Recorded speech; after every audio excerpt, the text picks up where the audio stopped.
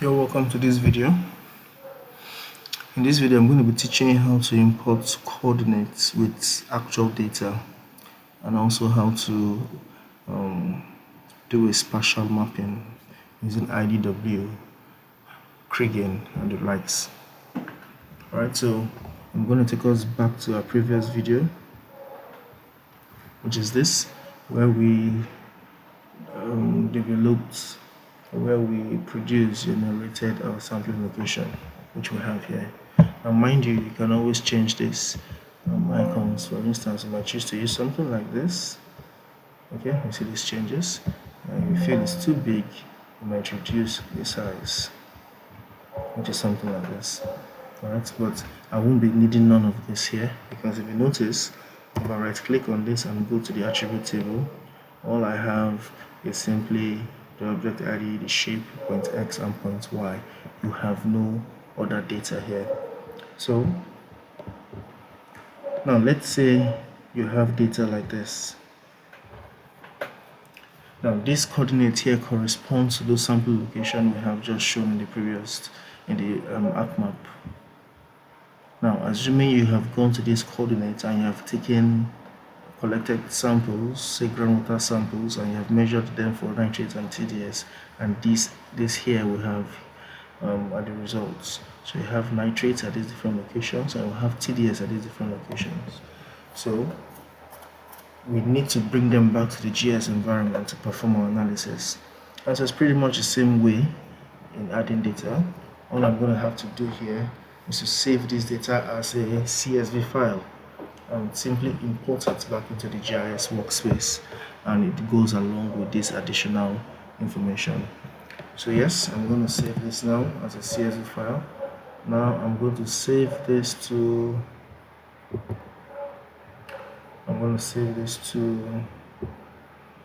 okay, I'm going to save this to my document, and I'm going to call it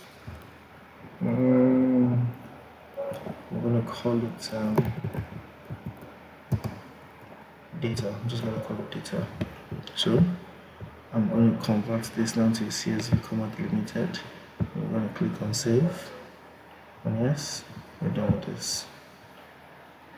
So I won't be needing none of this. I won't be needing this. So I'm going to right click and I'm going to click on remove.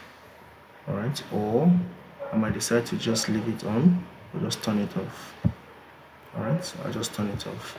So let's now add the data. So we'll go to file, we'll go to add data, we'll click on add XY data. Then we're going to choose find where that is found, where we have saved it into. Now remember, we saved it to our document, so we have to use a new folder connection and go to document and click on OK. Now let's look for data. Alright, there we have it. This is it. So click on add. Now we're going to select point Y here as our Y field and point X as our X field. Okay, so make sure you have that done and click on OK and click on OK, and you see this is added once again. But now let's now convert this to a proper feature. So right click on it, go to data, go to export data, and I'm going to change this to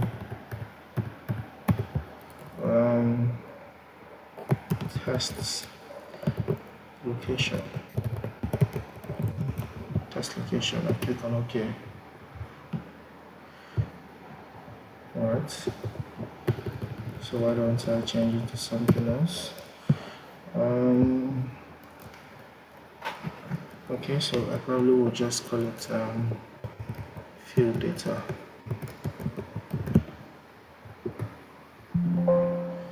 So yes, so there we have it.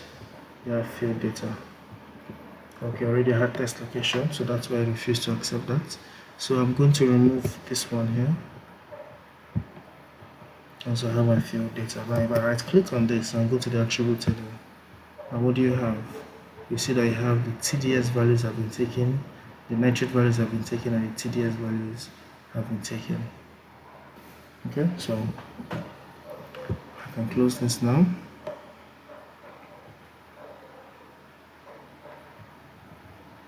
can right click here, zoom to player to bring me back to where I am. So this is where I am. Now I want to create an interpolation map using IDW or Kriegen for TDS and nitrates. So what do I do? So first things first, I think I would like to create like an extent, okay, an extent to which I want my interpolation map to cover. So I think to get that done, we need to create a new feature called extents. I'm going to call it extents. So I'm going to right click here, I'm going to go to new feature class, I'm going to call this extents. This is like your boundary, okay, this is like your boundary of the sampling area. It's going to be a polygon feature, so I'm just going to do next, next, next, next, finish. Now you should have that created here. So I'm going to right click, edit feature, start editing, and here I'm going to click on my create features, click on extend, then click on the polygon tool. So I'm just going to select or draw a boundary. So let's say I go like this, okay, let's say I go like this. I'm just going to draw an area that encompasses my study area, something like this.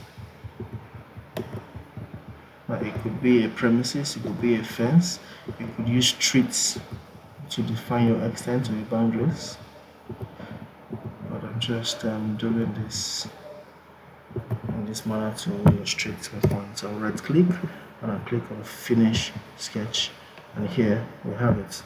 So I'm going to come to editor once again. Remember to always do this. You save edit, click, and we'll stop editing. So I'm done with that. I close this, and then I can always do that. Now you see this new feature I've created is in the way it's obstructing the background. So what I'm going to do is I'm going to double click on this, and then I'm going to come here to fill color and say no color. I click on OK. Now you see it's now transparent, but the extent still remains. Of course, if I decide to thicken the outline color, this is it. I can decide to use a different color for the outline. Alright, I can decide to also thicken it, whatever works for you. So this becomes the extent. Now what I'm going to do next, okay, will be in connection with this extent. So I'm going to come to my catalog. Okay, now this time around I'm going to my toolboxes, then I'm going to look for spatial analysis tool here, and then I'm going to look for interpolation tool, IDW. So I double click on IDW. Now it's going to ask for the input feature. When I click on this, I'm going to select, remember my field data, that is what it has as, that's what I'm going to use my input feature. But I'm not going to map the coordinates. I'm not mapping the coordinates, alright? So I'm going to map, I want to map nitrates and TDS. I can do it one at a time. So first things first, I'm going to map nitrates. Now I'm going to come to environment, alright? And in the environment, I'm going to look out for raster analysis. In my raster analysis, I'm going to choose my mask. I'm going to choose my extents. Alright. And then here also my processing extents. I'm going to come here. I'm going to come here and I'm going to choose same as layer extents. Okay, same as layer extents.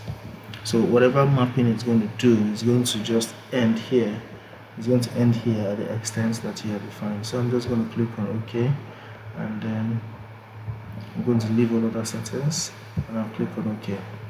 Then it's working in the background.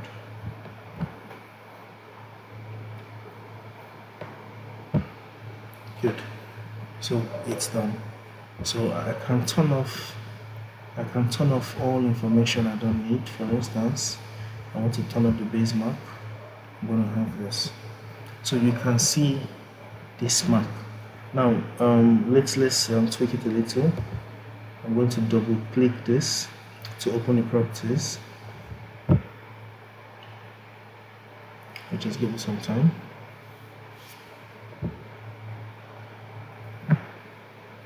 Good. Now you can decide to change the layer name. Okay, so let's just call it IDW. I'll call it nitrates IDW. Alright, then I can decide to change the symbology. Now I always like to use the cold to hot effect. That's a red to blue. So I will find a color range that signifies the cold to hot effect. Let's see which has the red to blue effects. Alright, so probably this can work. This can work. We can choose that. Now you see that the red have look at the red have the lower range. This is 64 to 140. Now we don't want that, and it's as though the blue has a higher range. So let's right click on this and say flip colors. Now when we do that, you see the red comes down here. Alright, now you can choose, you have about 9 classes. If you want to reduce number of classes, you can reduce them from here. Okay, so let's say let's bring it down to 7 classes. Alright, now you can choose to explore other different intervals, but we don't want none of that, so let's close this. Alright, now you can see that I have the significant figure so that decimal points is too long. Alright, so I want to reduce that, so I can just come here to format labels. Alright, so it has included some decimal points. Now this is fine too. We can use this. So once I click on OK, so you see all of those changes becomes, and it gets this way. So this is how you map using IDW. Now you can decide to use a different kind of mapping technique. If you see here, we have the Kriegen, we have the natural neighbor, we have the spline, and we have the trend and all of that. So you can decide to choose anyone. But this is what we have used, and this is how it is done. Thank you for watching. I hope you enjoyed this video.